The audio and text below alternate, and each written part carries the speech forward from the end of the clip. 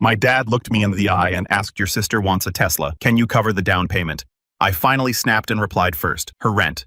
Now this. I bet it's her wedding next, right?" So I 26 male got to get this stuff off my chest because it's been living rent-free in my head for too long, and that's the only thing that hasn't been paying rent in this story. Laughing. This whole trash fire started about 2 years ago when I was 24, had just secured the bag with my first decent job as a junior architect after the college grind, was finally building a little savings and not feeling broke all the time. Then my dad calls me one night sounding mad depressed and upset. "Hey, gotta talk to you about something," he says, all serious. I legit thought somebody died or whatever, but nah. Turns out my little sister, 21 female, the golden child, since forever wanted to move into this bougie apartment complex, by her college way too expensive for someone working part-time at some clothing store, and my genius dad had already promised his precious favorite kid he'd cover it. Context. My sis has been the favorite since day one. Whatever she wants, she gets. Me, I'm just the backup character in the family sitcom. Listen, I told her I'd handle the rent, but between you and me, business is giving very much recession vibes, he says, voice all quiet. I can't let her down, but I just can't afford it right now. Could you maybe cover it for a while? I'll pay you back when things get better. Here's the toxic part. He didn't want her to know he wasn't paying. Wanted me to give him the money so he could pretend it was from him. Like major suspicious behavior. She looks up to me, he said. I don't want her to see me struggling. You know how she gets. Yeah, I did. Princess would throw a whole tantrum if she didn't get her way. Heaven forbid the golden child has to face reality. And like the total clown I was, I felt bad for the old man. His construction business was flopping hard. And yeah, family helps family or whatever trauma-based garbage I'd been fed my whole life. How much, I asked. Just $780 a month, he said, like it was pocket change. Only until I get back on my feet. Bro, that was basically half my rent at the time. I was living in a crappy apartment with a roommate to save money eating ramen unironically, while Miss Girly Poop gets a solo luxury apartment. The math wasn't mathing, but I agreed. I'd send the money to Dad, he'd forward it to Sis, and she'd think it was all coming from him. Dad saves face, golden child stays golden, and I get to be the family's secret ATM. Bestie behavior, right? Fast forward 6 months.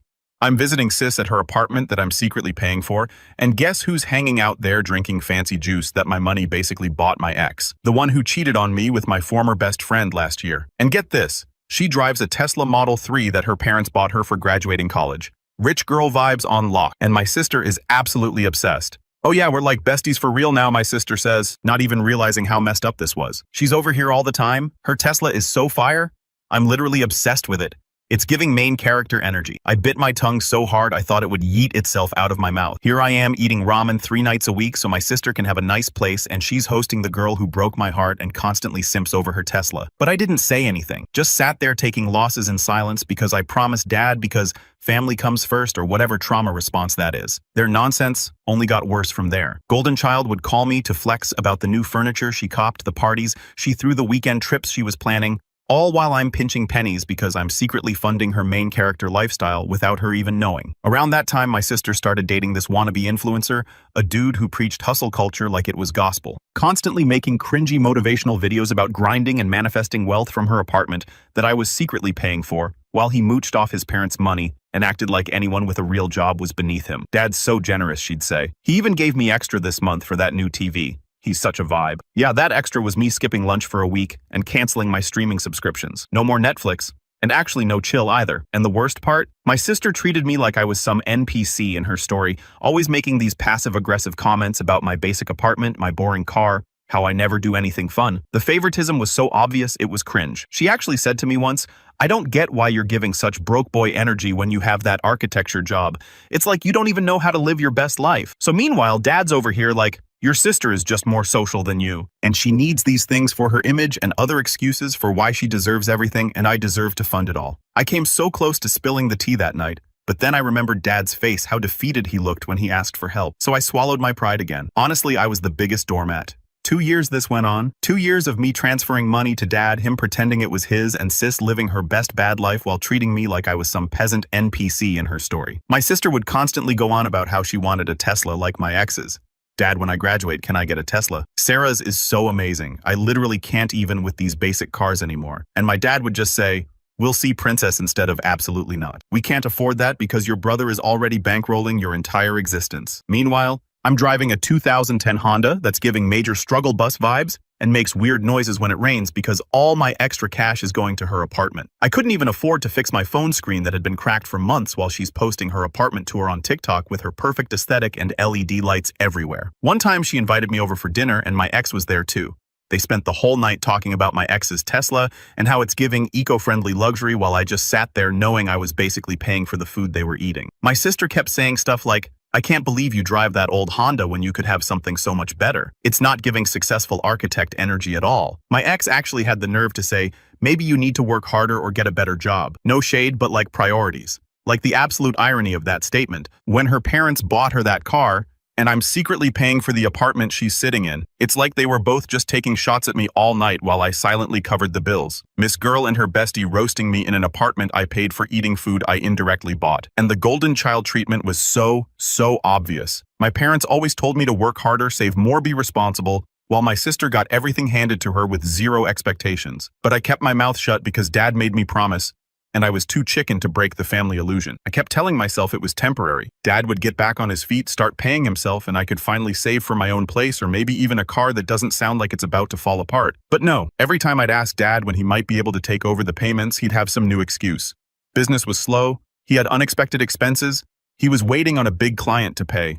Always something for him, but never a problem finding money when Golden Child needed something. Growing up, it was always the same. Sis needed dance lessons. They found the money. I wanted to play sports, too expensive. Sis needed a new laptop for school. Of course, I needed art supplies for my architecture portfolio. Can't you just use what you have? The favoritism was so blatant it should have had its own zip code. Then came the night where everything went nuclear. It was at my mom's birthday dinner. Picture this, Dad looking stressed as usual, me exhausted from working overtime to fund both my life and my sister's secret lifestyle, and my sister fresh from getting her nails done that I guarantee somehow came out of my pocket. We're all at my parents' place around this old dining table we've had since forever. Mom's barely saying a word, just serving food and refilling drinks like she's a servant or something. She's always been checked out whenever there's any family drama, just pretends nothing is happening and keeps moving. Very "this is fine, dog in a burning house" meme energy. So we're eating dinner, making basic small talk when my sister drops this absolute gem. "I've decided I'm getting a Tesla Model 3, she announces all casual while twirling pasta on her fork like she's in some TikTok mukbang. The white one with black interior. It's literally so aesthetic. Dad nearly chokes on his water. I can see him low-key panicking. That's quite a car, sweetheart," he stammers. I know she squeals, but I deserve it. My fashion Insta is really taking off and I need something that matches my vibe. Her fashion Insta had exactly 326 followers and 0 sponsorships, by the way. Main character syndrome. Much. Dad glances at me with that look. That "I need you to bail me out again." Look that I'd grown way too familiar with. Like telekinesis, I already know what's coming. After dinner, he pulls me aside in the kitchen. "She's got her heart set on this car," he whispers urgently. "I told her I'd help with the down payment, but you want me to pay for it?" I finished for him. "And let her think it's from you again." He has the audacity to look ashamed. "At least just the down payment, that's all. About $7,500. She can handle the monthly payments herself." I straight up laughed in his face, not even trying to hide it. With what money? Her part-time boutique job? The Insta with 300 followers? Or wait, let me guess. You're also going to help with the monthly payments too, which means I'll be helping. He doesn't even deny it, which is all the confirmation I need. "No," I say firmly. "I've been paying her rent for 2 years. I'm done being the secret sponsor of her lifestyle." His face changes. The shame disappears, replaced by that stern look I've known my whole life. "She's your sister. Family helps family. Then you help her." I clapped back. "I'm not buying her a Tesla while she treats me like garbage and hangs out with my ex in the apartment I pay for." His eyes widen. "Keep your voice down. She'll hear you. Maybe she should hear me. Maybe she should know that her precious daddy hasn't been paying her rent. I have." That's when he grabs my arm, squeezing tight. "You promised. You gave me your word you wouldn't tell her." I pull away from him. "That was before you asked me to buy her a Tesla, a $45,000 car. Are you serious right now?" We went back to the table. The atmosphere was suffocating. Dad's face was all red and I'm seething. My sister, oblivious as always, is showing Mom pictures of her dream Tesla on her phone. It's only $54,000 she's saying, and Dad's helping with the down payment. Dad clears his throat. "Actually, sweetheart, I was thinking maybe your brother could help you out with this." My sister looks at me confused. Then she laughs, like actually laughs at the idea. "Him? He's too broke to even fix his janky Honda. He probably doesn't even have a savings account." And that's when I absolutely lost it. "I live in a broke apartment because I've been paying your rent for 2 years, I say, my voice deadly calm. The table goes silent. Mom freezes with her fork halfway to her mouth. What my sister says like she didn't hear me right. "Your rent. The money you think comes from Dad. It's from me. Every month for 2 years I've transferred $780 to Dad, and he's pretended it's his. Her face goes from confusion to disbelief to anger in about 3 seconds. But here's the thing. She's not angry at Dad for lying. She's angry at me. That's not true. Dad wouldn't do that. Tell him it's not true. Dad can't even look at her. Princess, I was going to pay him back. My sister's eyes fill with tears. So you've been paying my rent this whole time? Why didn't you say anything? Because Dad begged me not to. Because he wanted to save face. Because you'd be disappointed in him, but not me, since you already think I'm just a broke boy. I never said that. You didn't have to. It's in every eye roll, every comment about my sad apartment, every time you've looked down on me while living off my money. Mom just sits there staring at her plate, not saying a word, not defending me, not calming Dad down, just checked out completely, like she always is when there's conflict. It's like she's not even in the room. No, I say, I'm done being quiet. I'm done being the family ATM, and I'm especially done watching my sister host my cheating ex in an apartment I pay for while they both obsess over a Tesla I definitely won't be buying. My sister is getting redder by the second. Your relationship with Sarah has nothing to do with my friendship. It has everything to do with respect, something you clearly know nothing about. Dad stands up, pointing at the door. That's enough. You're being cruel to your sister. I laughed again. I'm the one being cruel by paying her rent for 2 years and finally telling the truth. You promised you wouldn't tell her. You gave me your word, and you promised you'd pay me back. Guess we're both liars. My sister is crying now, but they're angry tears, not sad ones. I can't believe you've been holding this over my head all this time. I haven't held anything over your head because you didn't even know you entitled princess, but now you do, and now I'm done. Find another sucker to fund your Tesla dreams. I grabbed my jacket and headed for the door. Dad follows me, his voice low and threatening. If you walk out that door, don't bother coming back, ever. I turned to him oddly calm. That's fine by me. By the way, I'll be stopping the rent payments. You've got 2 weeks to figure something out. And I left, walked out of that house, and straight into a terrible storm I never saw coming. The next few weeks were absolute chaos. My phone blew up with texts and calls. Sis going from rage to begging in the span of like 3 days. Dad alternating between threats and guilt trips. Mom sending single texts like, "Please call your father," with zero context. I blocked them all after the first day. Needed some freaking peace. But 3 days later, I got a weird call from my bank asking about unusual activity. Turns out someone had tried to access my accounts. That's when I realized this family drama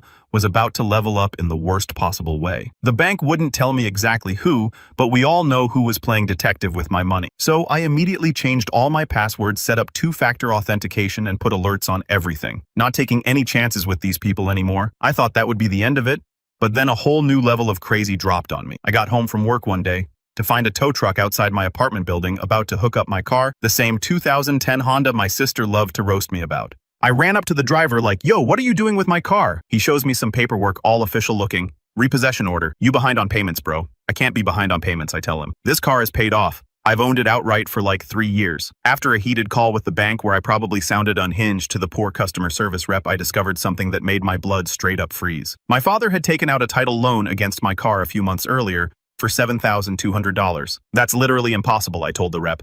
"I have the title. He couldn't have done that. Sir, we have the paperwork right here signed by you." But I hadn't signed anything. When they emailed me the documents, I stared at them like I was watching some true crime show. There was my signature, but it wasn't mine. Dad must have copied it from somewhere and thought I'd never find out. My own father had used my car as collateral, without my knowledge had somehow gotten a copy of my title and used it. This was a whole different level of messed up. Like I was prepared for the guilt trips and the angry texts, but identity theft from my own dad, not on my 2023 bingo card. I managed to stall the repossession temporarily by proving I was the real owner, but I had 3 options.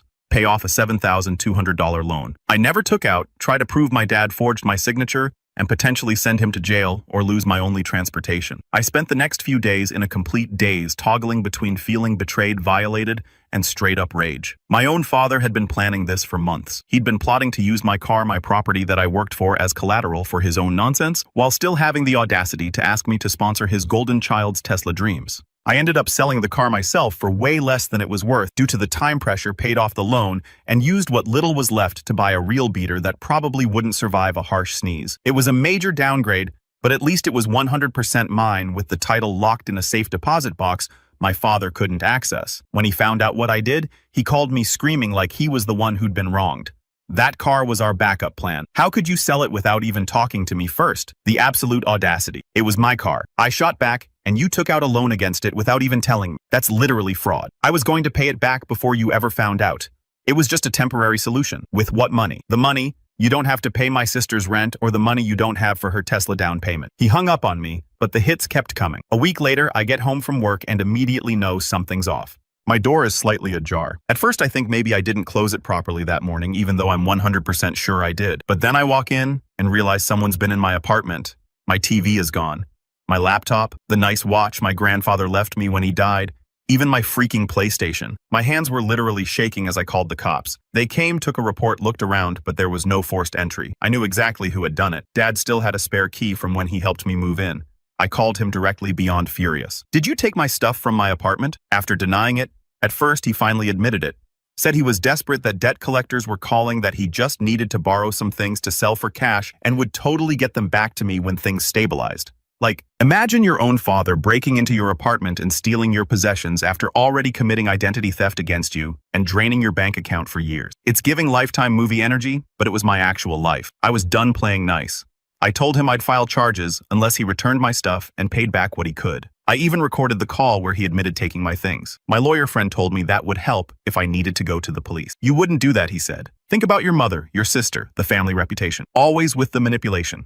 Always with the family card. I'm done being the only one who sacrifices, I replied. Either make it right or face the consequences. He must have realized I wasn't bluffing, because 2 days later, most of my stuff mysteriously reappeared on my doorstep. Not the PlayStation, though. Found out later, he'd already sold it. He also transferred some money to my account. Not everything he owed me by a long shot, but enough to show he knew I was serious. But that was it for me. I went full nuclear. Changed my locks, changed my phone number, moved to a new apartment across town, got a new job at a different firm, completely wiped my social media, and started fresh accounts. Full ghost mode. Going no contact wasn't something I did on impulse. It came after weeks of being unable to sleep, questioning everything I thought I knew about family and loyalty. I'd been raised on the whole blood is thicker than water, toxic positivity my entire life. My father had drilled that into me since day one, even while he was stealing from me and forging my signature. The mental gymnastics were exhausting. One part of my brain was like, but they're your family, while the other part was screaming, they're literally stealing from you. For real though, what kind of father steals his son's identity? What kind of father breaks into his kid's apartment and pawns their stuff? What kind of sister treats you like garbage while living off your money? The turning point came at like 3 o'clock in the morning one night when I couldn't sleep. I was staring at the ceiling feeling like absolute trash. When I asked myself, would I let a friend treat me this way? A roommate? A coworker? Would I keep giving money to someone who talks down to me and hangs out with my ex? Absolutely not. Not in a million years. So why was I giving a free pass to people who were supposed to love me more than anyone else? That clarity didn't make cutting them off easier, but it made it necessary. And that's how I found myself completely starting over at 26. New apartment, new job, new phone number, no family, all because I finally stopped being everyone's ATM and started putting myself first. 6 months into my new life of blessed silence on my family's side, I got an email from my sister, and the contents had me shook. The subject line said, I need you. Already giving me anxiety just seeing her name in my inbox. I opened it half expecting more guilt trips and blame, but nope, it's actually worse. She's pregnant, baby daddy, that influencer, ghosted her. She got evicted from the apartment because she couldn't afford it without my secret payments, and she's living with our parents again. Family, she wrote, family sticks together no matter what. I know we've had our differences, but I need your help now more than ever. Differences. She made fun of my car while I paid her rent. She hung out with my ex. Her dad stole from me and broke into my apartment. But sure, differences covers it. The email goes on about how she's having a hard time, how she's changed, how she really needs her big brother right now. She even mentioned she'd been looking at smaller apartments, not expecting anything fancy, just somewhere she and the baby could be safe. Translation. She wants me to pay for a new apartment.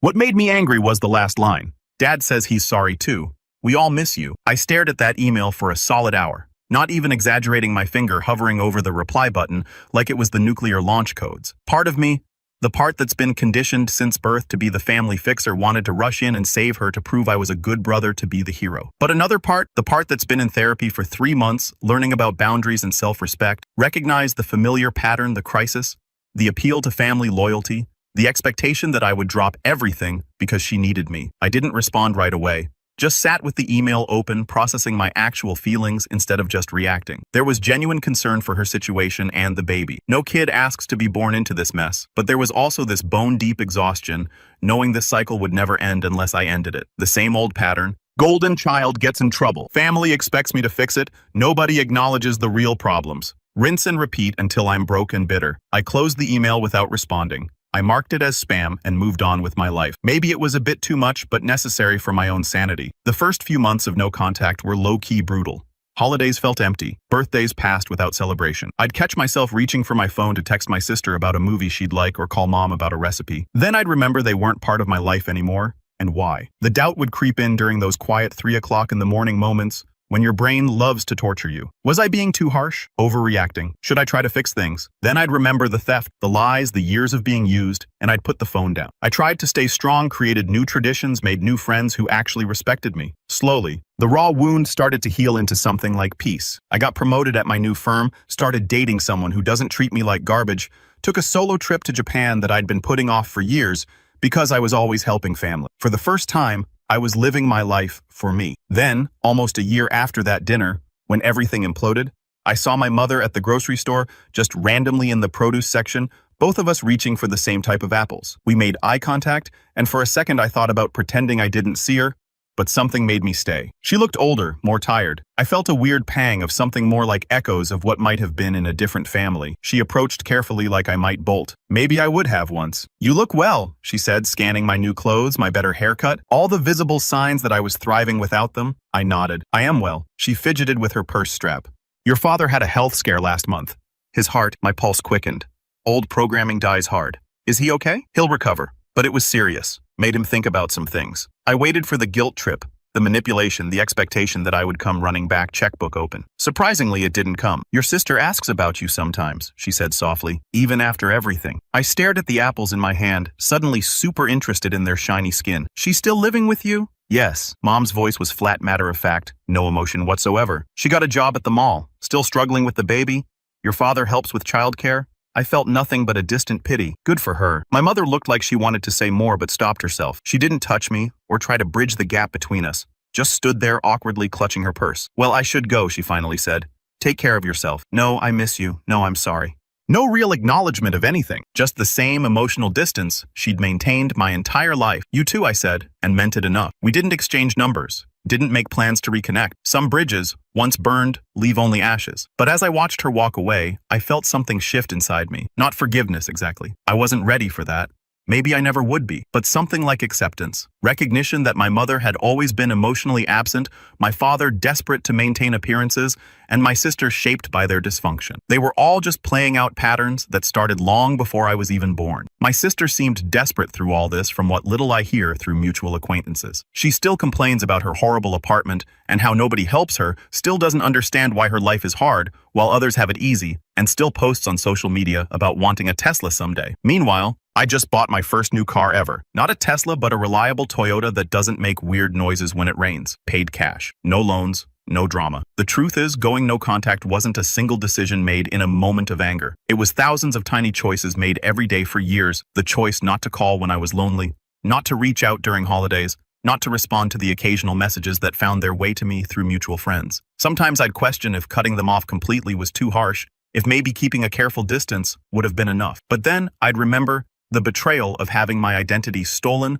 my apartment ransacked, and years of being valued only for what I could provide, not who I was. My dad always called my sister his golden child, but gold is soft. It bends under pressure. That pressure turned me into something stronger like carbon, into diamond, forged in the fire of his disappointment. But honestly, I didn't give a care anymore. I was thriving, living a drama-free life without the constant anxiety of family obligations draining my bank account. But apparently the universe wasn't done with me yet. Last week I got a letter in the mail. Not an email, not a text. An actual paper letter. Who even does that anymore? My dad, apparently. The handwriting on the envelope was shaky. Not the confident scroll I remembered. Inside was a 3-page letter that basically changed everything and nothing at the same time. My dad wrote that his heart condition had gotten worse. The doctors were talking bypass surgery, and he'd been doing a lot of soul-searching, his words, not mine. He apologized for using me as the family bank, for putting my sister first, for taking out the loan against my car, for breaking into my apartment. "I was desperate," he wrote, "but that's no excuse for what I did to you.